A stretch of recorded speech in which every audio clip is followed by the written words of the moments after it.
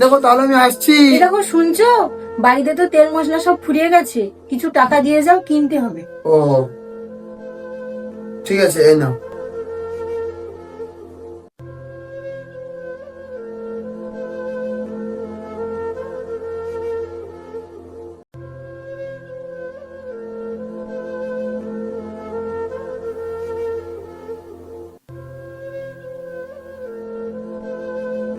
খোকা, তোর সাথে কিছু কথা আছে। হ্যাঁ মা বলো, কি কথা? তুই যে তোর বউকে এত করে টাকা দিস, কোনোদিন তার হিসাব নিয়েছিস?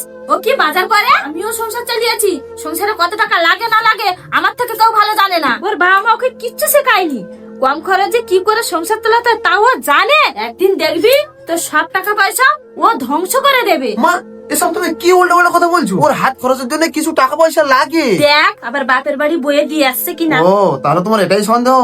পূর্ণিমা, এদিকে একটু আসো তো। আমাকে ডাকছিলে? আজকে কি কি বাজার করেছো? ওই তো 1 লিটার সাদা তেল, 1 কেজি সর্ষের তেল, 2 কেজি আলু আর 1 কেজি পেঁয়াজ। ঠিক আছে, এবার তুমি যাও। মা এবার বলো, তুমি যে সন্দেহটা করছিলে ওকে, ওকে আমি 500 টাকা দিয়েছিলাম। ও যা যা বাজার করেছে ওতে ক টাকা খরচা হবে আর ক টাকা ফিরবে?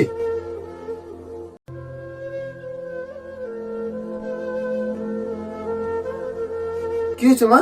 রিপোর্টে ডাক্তার কি বললো? টেস্ট করে ডাক্তারবাবু বলেছেন হাঁটুর অপারেশন করতে হবে, 50,000 টাকা মতো লাগবে। কিন্তু এই মুহূর্তে তো অত টাকা নেই মা আমার কাছে। আমার কাছেও বেশি টাকা নেই, মাত্র 10,000 টাকা মতো আছে। আর এই মাসের মাইনে পেতে এখনো 10-12 দিন সময় লেগে যাবে।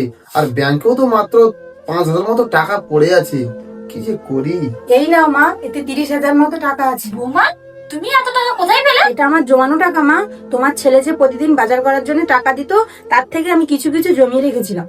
দেখলে তো মা, তুমি ওকে সন্দেহ করতে, এখন তোমার ভুল ধারণাটা ভাঙলো তো। ও তিল তিল করে জমে রাখা টাকাগুলো আর বিপদের সময় কাজে লেগে গেল। বৌমা, তোমাকে আমি খুব ভুল বুঝেছিলাম, তুমি আমাদের বাড়ির লক্ষ্মী, আমি তোমাকে ভুল বুঝে মহাপাপ করেছিলাম।